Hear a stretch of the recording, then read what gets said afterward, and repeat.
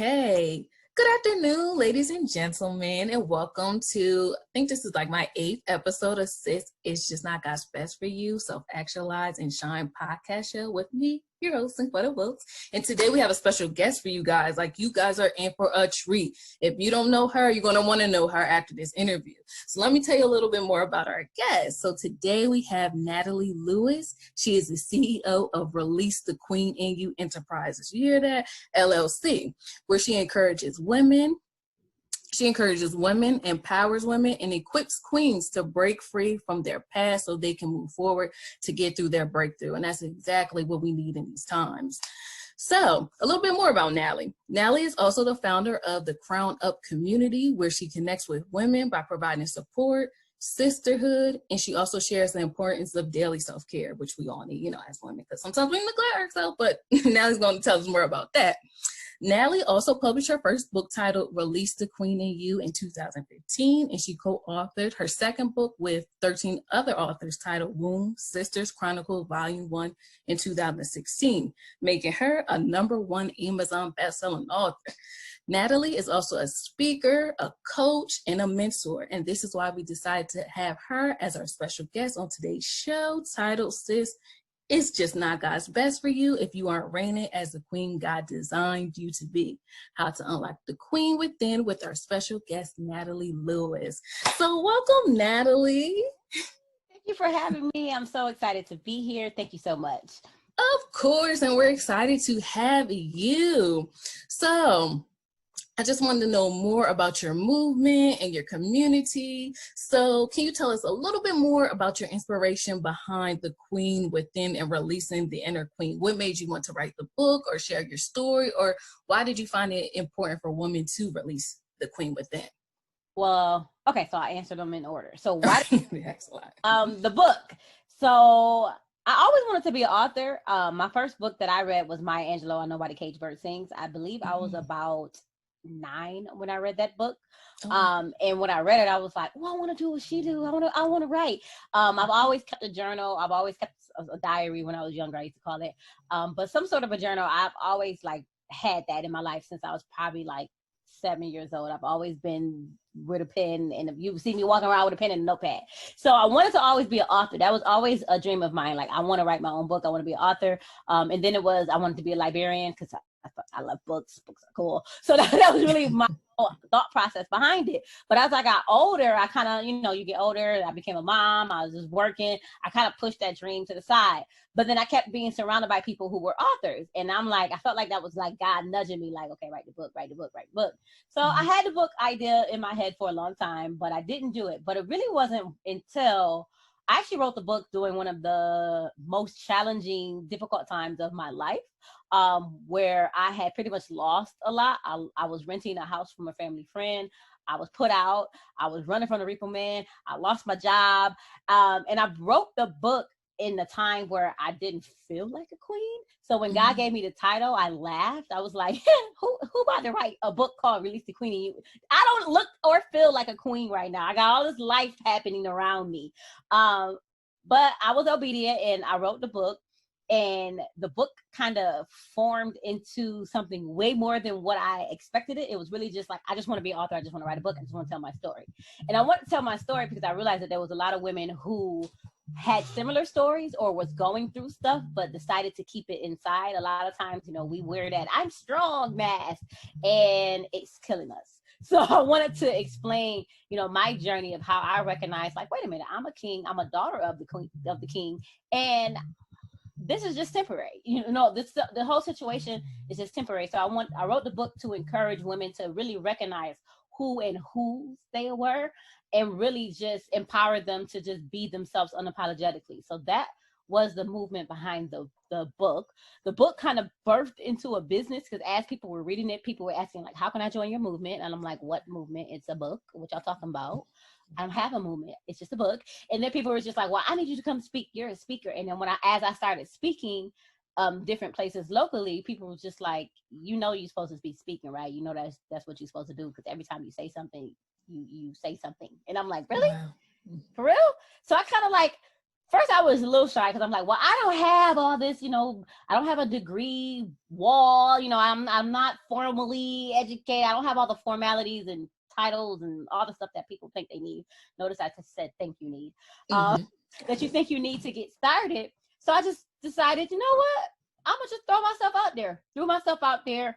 One of my first speaking engagements was an international speaking engagement. I spoke on a cruise in the Bahamas. With She Wins Society. It was formerly known as what was it formerly known as? I forgot the name, the previous name, but She Wins Society now. Spoke there, and then from there it just became a thing of people asking me to speak. So I just went out and just did it, and that's really how this whole thing formed. A few years later, after the book, Release the Queen Enterprises LLC was birthed, and here we are. Wow. I love that. And it just reminds me, like when you were talking about how you felt like you didn't have the degrees and all that stuff, it's just like how it goes. The saying is God doesn't qualify the call, or he qualify how it go. I know what you're talking about. Yeah. He doesn't, that. But I'm just like, wow. So God doesn't need all that extra stuff to give you a ministry, it's just about your story or your testimony, like what he put in you during that time, like you said, when you were writing the book, where you felt like you really didn't feel like you was gonna, you didn't feel like a queen, but it sounds like he used that. He released the queen inside of you, which helped other people, or you helping women to release the queen inside of them. So it's like once he freed you, a bunch of other people came out as well. So that is so good. And he doesn't need you to have all that stuff. I think a lot of times we get in our own head, or we allow, we scroll on social media all day, like, oh, this person got that, oh, they got that, oh, they got that. And it's like, what do I have? And do I have to go get what they got? And God just available. He don't care nothing about no letters behind your name. He just wants you to be available. That's it. I love that. Yeah. So he can download what he needs to download to you and use you, and it's an undescribable feeling to be used by God. Wow. And I love that. I had to write down what you said too, because I really like that, how you just said you just threw yourself in there, you didn't have to, you felt like you were called, but you didn't let what you didn't have stop you. And I love that. Something really good. So I feel like in a way you kind of answered it, but I was going to ask you, what was the turning point in your life that made you unleash your inner queen? So I feel like you touched on it a little bit, but just want to know if it was like a particular moment in time, or like. It was actually a couple. Now that I look back over my life, it was a couple of where I had to be reminded. Like God had to remind me of who I am. Because sometimes you can let life, you can let your circumstance, you can let your situation overtake you, overwhelm you, get you to feel like, maybe something's wrong. But there were multiple times where God had to remind me. He had to remind me when I had my son at a young age and I ended up being a single mom. He had to remind me when that happened, how people were saying I did it on purpose, and, church hurt, and people was talking all types of stuff about me. These are people that love God and go to church. Remind me. He had to remind me when, I lost everything and I was sleeping from couch to couch. That's when I wrote the book. When I didn't have a home per se. And I was running from the repo man from my know where I stayed, so he couldn't find my car. Multiple times. There have been several times where God had to remind me, like, remember who I created you to be. Remember what I put in you. Remember who I am. So there's no lack.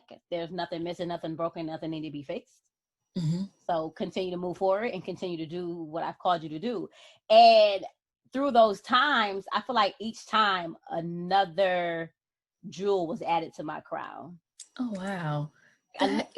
Another level of understanding and learning and wisdom was added through those hard times. So a lot of people say, you run away from the hard times, but no, it's a lesson. You should be asking yourself, what should I be? What am I learning through this? What is God trying to teach me through this? What can I learn from this, and learn from it, and then go to the next thing? Because the next thing is going to come. That's life. Right. It's life. Then they say you're either like running from a storm or about to go through a storm. You're either coming out of a storm or you're about to go to one. Yes, that's very true. It's like a continual cycle. But I really liked how you put that. So even when we go through things, it's just another like jewel in our crown. So it's something to not be afraid of, you know, because usually to me, I'm like, I don't want to get tested. I don't want to go through anything. But if you put in the perspective that you just gave us, it just, I don't know, I feel like it's another level of queendom, you know, when you go through stuff. So I like that you said that. So, in your book, Release the Queen in You, you speak on suffering in silence. Why do you believe women suffer in silence instead of speaking up? I think the main part is shame, depending on what the situation is. You know, like I said, we strong woman, woohoo, I'm superwoman, I'm great. No, you're not. First of all, I'm not super. I'm a human. God didn't superpowers. I'm not superwoman. Second of all, if I'm so strong, then why would I need God? There you go. If we're so strong and we can just handle it and just take it and just push through and woohoo, why do we need Jesus? Because even Jesus wasn't strong. Even he had to go to his father like, wait a minute. Yeah, like this is not what I signed up for. Like what? So why do we feel like we're not gonna have to go through that, or we're not gonna have to endure that? Just reading if you read the word, endure is in there. There's a reason why that word is there. You know, suffering. It's a reason why all of that is there, and it doesn't make sense because you would think that okay, my life should be perfect because I got Jesus, but at the same time, Jesus' life wasn't perfect. Right. So we have to let go of the shame of whatever the situation is. It could be shame. Sometimes it is pride, where you don't want anybody to know what's going on with you because you feel like you'll be looked at as weak. You'll be looked at as, you know, especially if you're the strong friend. And anybody listening, if you identified that you're the strong friend, I'm gonna need you to stop being a strong friend. It's a choice. You don't have to keep putting on everybody else's stuff and be the one to do everything for everybody, because when you're going through, who you turn to? Exactly. No one's suffering in silence. I think it's a big thing, and it's another thing because society makes you feel like you're weak if you're emotional, you're weak if you cry. You know, but we have made therapy like it's like the devil. Oh, you're going to therapy. That's the devil. That's the devil stuff. You just pray your way through. And I'm like, yes, I understand pray your way through, but God also created therapists. Exactly. Created people with certain skills that could probably help me get through this rough period of my life. And I don't have to pretend like I'm okay and spin around 3 times in circles and do a shout and dance and still go home depressed.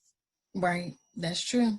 We don't have to do that. So I think the suffering in silence is really just us having to unlearn what we've been taught, because a lot of us has been taught to be strong, taught to not talk about what's wrong. We've been taught not to share if we're struggling mentally. We just been taught to just be silent.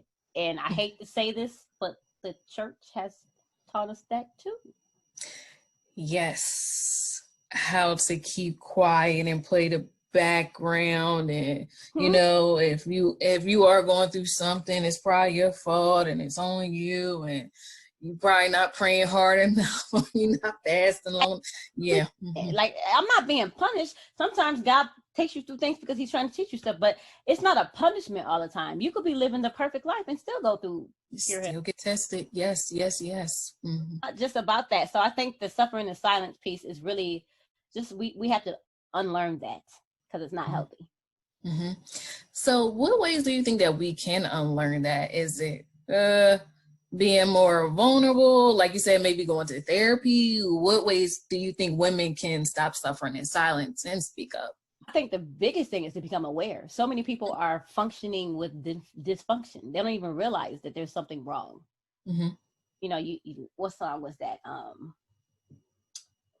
Who's talking? Solange, you know, when she said she tried to drink it away, shop it away, sleep it away. We do all these things that are not healthy. We do everything but face the problem. You cannot conquer what you will not confess, what you would not admit of what's going on. You can't. There's no way around it. Eventually, you're going to have to face that fear of whatever the situation is so that you can really move forward and be free. But you can't be free if you're holding on to situations, relationships, hurts, pain, all these different things, you can't move forward if you're still holding on to those things. So I would say definitely you just got to face it. Admit to yourself and others, I'm not okay.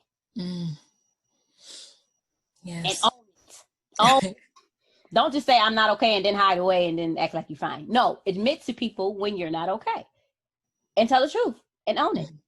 Because when you say I'm not okay, it's about what you do next. Are you going to continue to pretend that you're okay, or are you going to not be okay and get some help and speak to a therapist, or say you're not okay and make sure you have people around you who will pray for you, who will listen to you. I think it's very important for every woman to have some type of mentor, some type of life coach, maybe therapist, something, all three, whatever you need.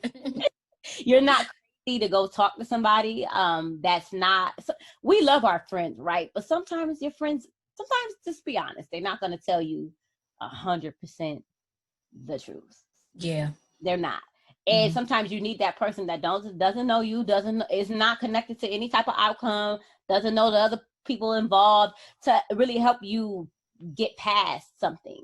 Journal. I highly recommend you have a journal. Write out your thoughts. Don't use Facebook as your journal. Please don't. I know it asks what's on your mind, but don't.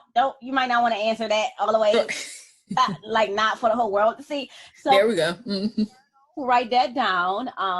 Me time, self-care is number one. And now people think, oh, self-care, I'm gonna go get my nails done, or I'm gonna go get my hair done. No, self-care is, I'm gonna write down all the things I don't like about myself, and then one by one I'm gonna attack these.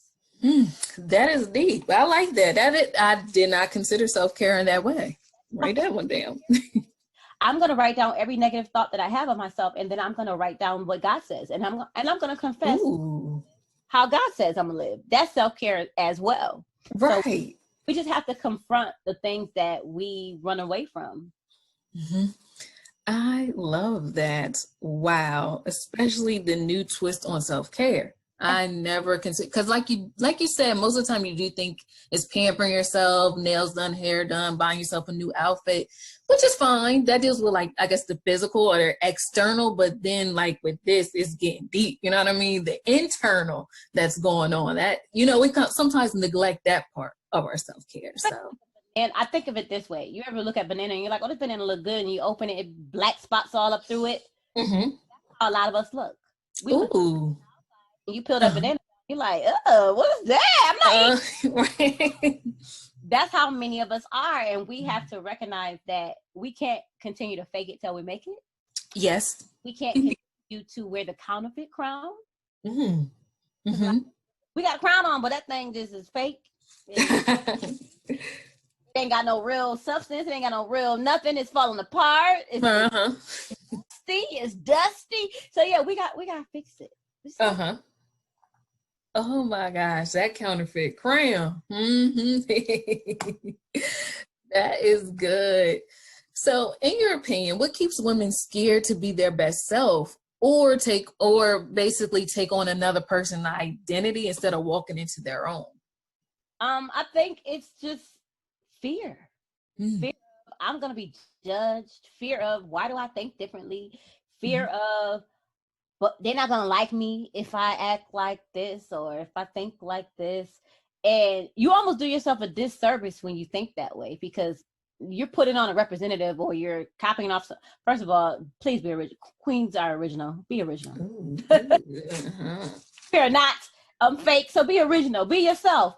And it's accepting yourself. A lot of people are afraid of themselves. They're afraid of the real raw of them. They're afraid of how great they are.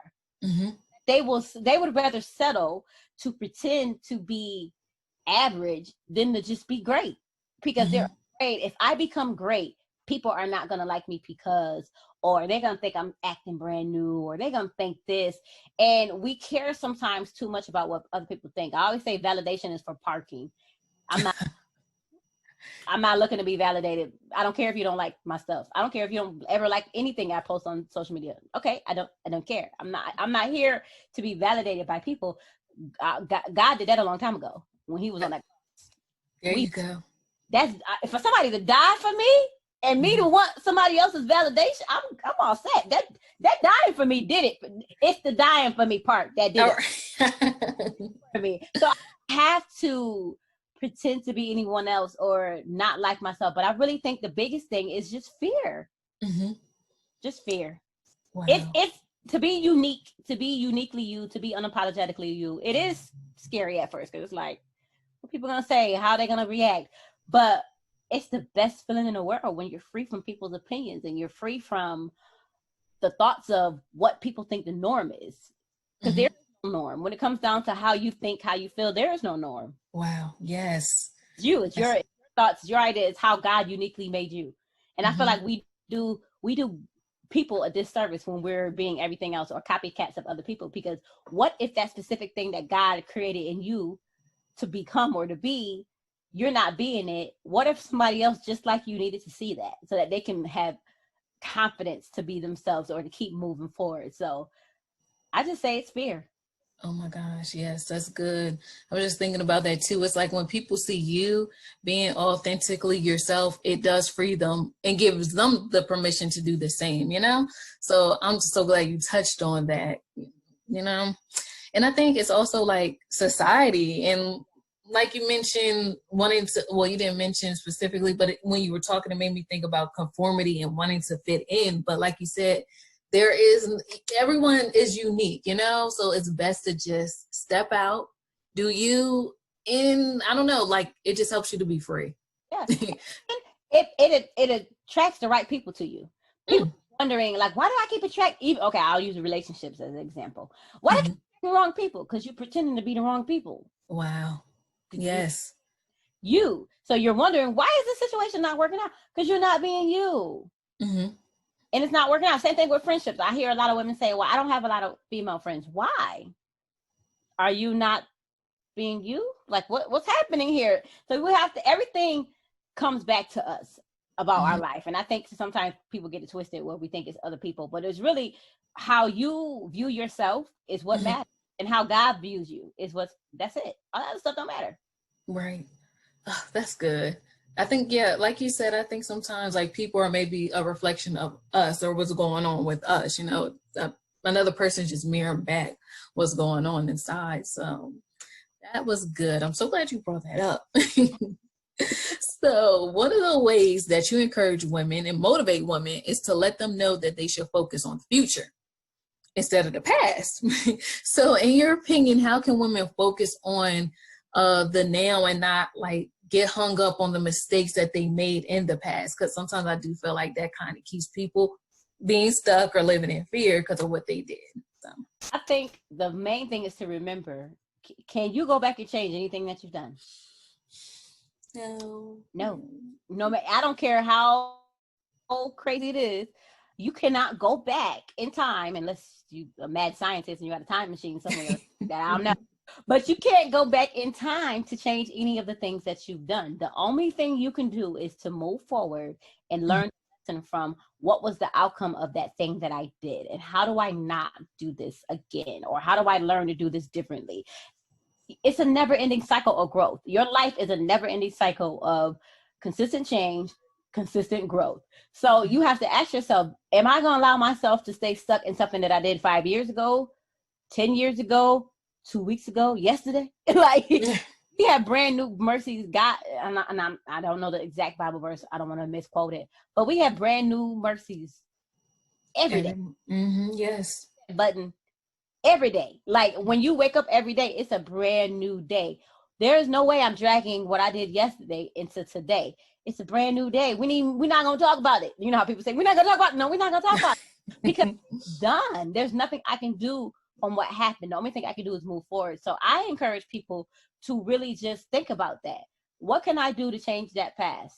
Most of the time, the answer is going to be absolutely nothing. And when it becomes absolutely nothing, own the fact that you did what you did. You said what you said. You saw, whatever the case may be. Own it. That happened. And move forward. I think the biggest thing is people are scared of the judgment. And it's not even so much judgment as others. It's judgment of themselves. know, we have these preconceived things that we have to be one way and have to think one way and react one way and talk one way. And that's not true. So you just have to get out your own head. So get out your own head. The past is the past. If it has to deal with other people, ask yourself, do you want those people to continue to live rent free in your head? Because a lot of times we hold on to what people do. Those people are living. Meanwhile, we're still stuck in the situation. Yeah. A prison of our own mind.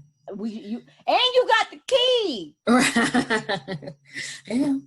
Free yourself, people. Past. There's absolutely nothing I could do about what I did in my past. Nothing. I mean, it's just not. But also use it as a stepping stone to move forward and grow. Okay, I did this. Okay, example. I was a young mom. I seen how that went. I learned how that went. Ended up being a single mom. I didn't quite like that. So guess what? I didn't do it again. So just making sure you are learning from your experiences. Take what you need from that experience, learn from it, and move forward. And even, I know this is going to sound crazy, but even the darkest, craziest, toughest, challenging things that you've gone through, God can still get the glory from your story. Wow. I believe it. And then I feel like, in a way, when you, based off of what you just said, when you own it, you know, you learn the lesson. It's like you take your power back and you're no longer the victim, you know what I mean, of your circumstance. Because I think sometimes we get like hard on it, like, oh my gosh, I can't believe that happened to me. Oh my gosh, why did I do this? I should have done that. But, you know, if you're not learning the lesson from it, then you just, I don't know, you're back in a victim state. But once you learn something from it, it's like, I'm taking my power back. I'm owning this. I'm learning it. You know, I went there, wrote a book, took a picture. I'm good. You know what I mean? And it just makes you more stronger in the future. Mm-hmm. Absolutely. Okay. So what are some steps women can take to get to their breakthrough? And I feel like we kind of touched on it as well, but, you know, let's say they're going through a breakup. Someone just maybe left them, or they had to leave somebody, got fired from a job, or anything like that. How can they use that situation or disappointment and walk through it and get their breakthrough? I always say the mess that you're in is God writing your message. So whatever mess that you find yourself in, relationship, lost a job, don't have no money, whatever the situation is, it's God writing your message. So you have to first be aware of the situation. Don't change it for something. Don't make it what you want it to be. Look at the situation for what it is. Mm-hmm. And when you do that, ask yourself, where do I want to be? How do I want to feel? And how can I get there? And then once you figure out where do I want to be? How do I want to feel? Anything that doesn't go or align with that, get it out. Knock it out. Mm-hmm. So say you want to lose weight. Okay, I gained 20 pounds, pandemic weight. I'm just saying. Right. Something 5, 10, 15, 20 pounds. I hear everybody talking about how they're gaining weight. Okay, so ask yourself, where do I want to be? How do I want to feel? And am I taking daily steps to get there? And make sure you're doing that. Don't just talk about it, but you got to be about it. Put some action behind that. I love that. See, I'm really liking this conversation. It's almost like you're helping us do the internal work, like literally taking everything that may have happened or anything that you experienced and bringing it out forward to learn, you know what I mean? Or to grow. And I just, I'm loving this. So in your own words, how can other women spread faith, hope, and love to one another, their family, friends, loved ones, and across the world, and anybody that they meet, like a stranger out on the street? I mean, be you. Be you. So be you. Mm-hmm. I think one of the things I'm consistently complimented about, not to toot my own horn, but I'm just saying, is say, like, you are the same person on social media. And I'm like, people are not being the same people? So it's like, I'm the same person, being consistent, be you, just be kind. There's so much going on. Oh my God. People have lost their lives. People have lost income. People have lost relationships, friendships. I mean, this has been a year of loss for a lot of people, in an unexpected, uncontrollable way. Like, who knew 2020, we would really be sitting in the middle of a pandemic. Right now, did not see this coming at all. I didn't see it coming. Nobody seen it coming. So it's just like, you have to just be kind, share love, be love, be the light. God said, be the light. We're not supposed to be, how can people, when people leave your presence, are they leaving bruised or are they leaving encouraged? Wow. Mm-hmm. You don't want to bruise people with your words and how you act and your attitude, but how do you want people to feel when they leave your presence? That matters. That's good. So when you say be you, can you tell us who is Natalie Louis? To sum it up, I am. You don't even have to sum it up. You can go deep. I am daughter of the King. Mm-hmm. I'm a Jesus girl. I love Jesus all day, every day. That's my homie. Shout out to Jesus. And yes, I do talk to Jesus like that because that's me, him. But I love Jesus. I'm a mother. I'm a caregiver. I am funny, hilarious. I'm always goofy. I just love to be around like-minded people. I love to just breed and just be free. I love all things that are unusual, put it that way, if that makes sense. As far as like, people who are different, I am an advocate of the unique unicorn tribe. I'm a member. Just thinking different, being different, being unapologetic all day, every day.